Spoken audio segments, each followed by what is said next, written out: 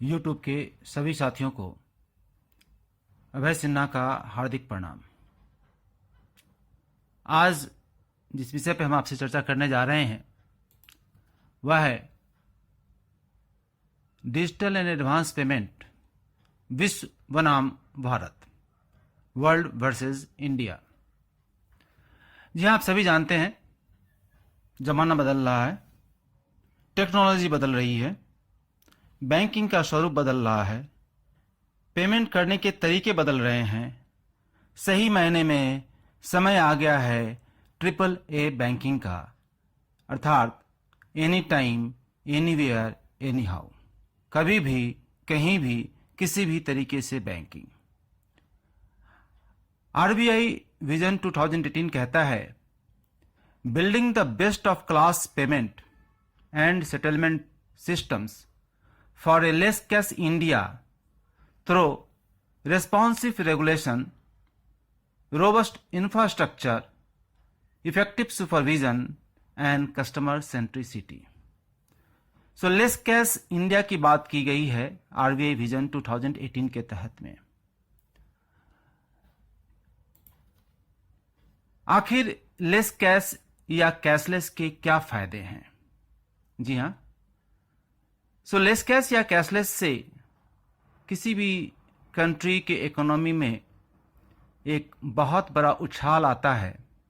यह कन्वीनियंस है, स्पीड है इसके अंदर में। ब्लैक मनी पे रोक लगाने में कोई भी देश सक्षम हो पाता है। क्राइम और लूट के ऊपर कंट्रोल की जा सकती है। टेररिस्ट फंडिंग पे रोक लग सकती है। टैक्स की चोरी से बचा जा सकता है और साथ ही मार्केट में जो फेक करेंसी फ्लोट की जाती है उस पे अंकुश लगाया जा सकता है। आप सभी जानते हैं कि भारत कैश डिपेंडेंट कंट्री है। भारत के अंदर में 95% रिटेल ट्रांजैक्शंस कैश के जरिए ही होते हैं। 31 लाख करोड़ रुपीस हमारे यहां अनअकाउंटेड सिस्टम में है। अगर हम इसकी अर्जेंटीना के जीडीपी के साथ तुलना करें तो अर्जेंटीना की जीडीपी जितनी है उतनी हमारी अनअकाउंटेड मनी है, यानी 31 lakh crore is equal to GDP of Argentina.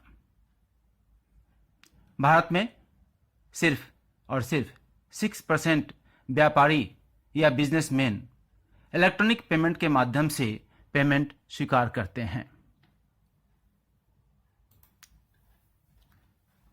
आइए अब चर्चा करते हैं विश्व के उन तमाम देशों के ऊपर जो कैशलेस इकोनॉमी में विश्वास रखती हैं। इस कड़ी में सबसे पहले जिस कंट्री का नाम आता है वह है बेल्जियम। बेल्जियम में 96% कैशलेस ट्रांजैक्शंस होता है, जबकि 86% लोग डेबिट कार्ड रखते हैं और उसके जरिए ही ट्रांजैक्शंस करते हैं। बेल्जियम में 3000 यूरो से अगर ज्यादा का आप कैश ट्रांजैक्शन करते हैं तो आपके ऊपर एक हेवी पेनाल्टी या जुर्माना लगाया जाता है। फ्रांस के अंदर भी 92% कैशलेस ट्रांजैक्शंस होता है। 69% सिटीजन वहां के डेबिट कार्ड का इस्तेमाल करते हैं और यहां भी कैश ट्रांजैक्शंस मात्र 3000 यूरो अलाउड है। उसके ऊपर यहां पर भी एक भारी जुर्माना वहां की सरकार लगाती है। तीसरी कड़ी है कनाडा की। कनाडा में 90% कैशलेस ट्रांजैक्शंस होते हैं। 88% सिटीजन्स वहां के डेबिट कार्ड होल्ड करते हैं और उसके जरिए ट्रांजैक्शंस करते हैं। करेंसी की डिमांड न होने के कारण या नगण्य होने के कारण 2013 के बाद से कनाडा में करेंसी प्रिंटिंग नहीं हुई है। बात करते हैं स्वीडन की, जिसे कहा जाता है कि अगले 10 सालों के अंदर में स्वीडन विश्व का नंबर ऐसा देश होगा जहां पे 100% कैशलेस ट्रांजैक्शंस ही हुआ करेंगे। आज की डेट में स्वीडन के अंदर में 89% कैशलेस ट्रांजैक्शंस होता है, जबकि 96% लोग वहां पे डेबिट कार्ड होल्ड करते हैं और उसके जरिए ही ट्रांजैक्शंस करते हैं। स्वीडन से धीरे धीरे एटीएम को हटाया जा रहा है। सुदूर गांव में भी अब एटीएम आपको देखने को नहीं मिलेंगे। किसी भी कंट्री के लिए यह बहुत ही सुखद और महत्वपूर्ण डिसीजन है, क्योंकि एटीएम के लगे रहने से कैश का प्रचलन बढ़ता है। सरकार ये चाहती है कि एटीएम न रहेगा तो कैश से डीलिंग नहीं होगी, कैश ट्रांजैक्शंस नहीं होगा। वहां पर 50% बैंक ब्रांचेस के अंदर में कैश का लेन देन नहीं होता है, यानी हम कहें कि 50% बैंक ब्रांचेस के अंदर सिर्फ डिजिटली लेन देन की जाती है, कैश के थ्रू लेन देन नहीं होती है। स्वीडन के विषय में कुछ महत्वपूर्ण तथ्य है कि कैसे वह कैशलेस इकोनॉमी की ओर आगे बढ़ा। आप सबों को पता होना चाहिए कि बैंक रॉबरी वहां पे एक महत्वपूर्ण घटना घट रही है। छीन झपट, लूटपाट, बसों में चल रहे बस ड्राइवर के साथ या पैसेंजर के साथ भी लूटपाट होती रही है। स्वीडन में 2008 में 110 बैंक डकैती हुई थी। जब देश ने निर्णय किया कि हम लेस कैश या कैशलेस इकोनॉमी की ओर बढ़ेंगे तो संख्या 2011 में घटकर 16 हो गई और लगभग आज की डेट में यह संख्या 0 के बराबर है। एक और दिलचस्प घटना है कैशलेस इकोनॉमी के लिए स्वीडन में वहां के एक पॉप सुपर ग्रुप है अब्बा, जिसके सुपर सिंगर बजॉर्न के बेटे को 2 बार स्वीडन में लूट लिया गया। उसके बाद से वहां पे एक मुहिम छेड़ी कैशलेस स्वीडन की, और वास्तव में स्वीडन में कैशलेस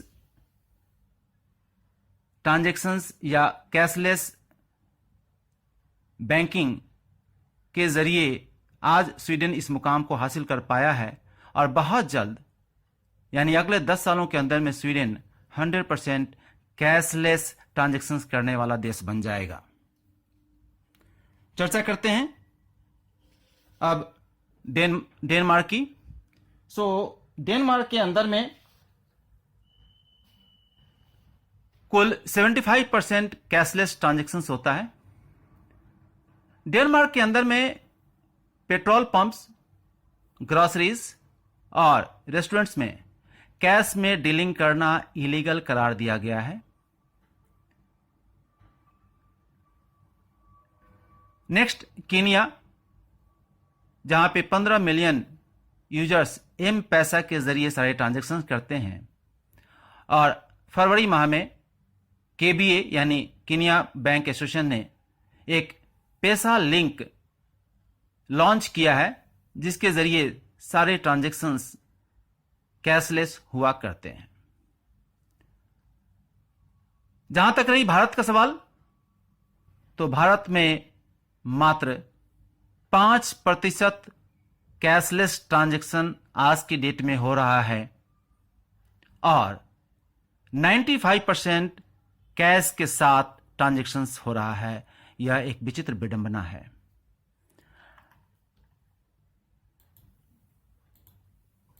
समय आ गया है यह कहने का, now it's time to say goodbye cash and buy digital banking. आइए डेबिट कार्ड के कुछ आंकड़ों पर नजर डालते हैं। भारत में जुलाई 2011 में कुल डेबिट कार्ड की संख्या 24.3 करोड़ थी। जनवरी 2017 में यह संख्या बढ़कर हो गई 81.79 करोड़, यानी डेबिट कार्ड की बढ़ोतरी इन 6 सालों में लगभग 3.36 करोड़ की रही। डेबिट कार्ड के जरिए एटीएम से जो कैश विड्रॉल रहा, जुलाई 2011 में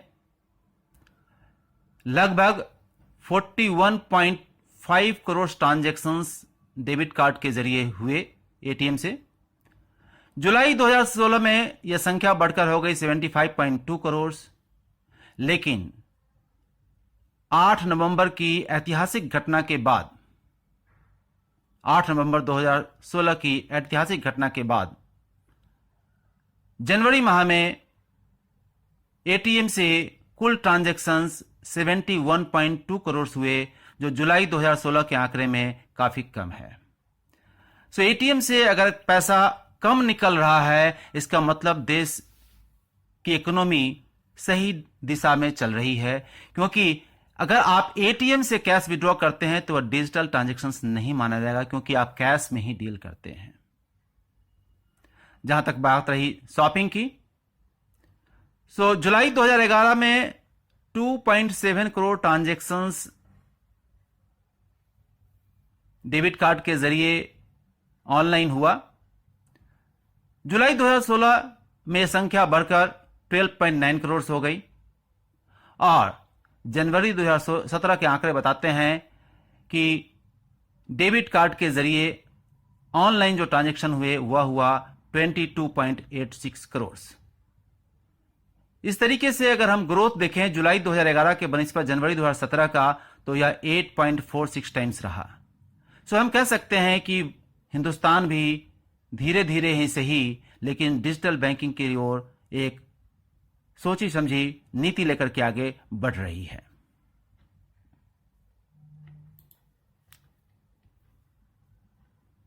अगर आपने हमारे YouTube को अभी तक सब्सक्राइब नहीं किया है तो अभी सब्सक्राइब कर लें। अगर यह वीडियो आपको पसंद आया तो लाइक बटन को प्रेस करें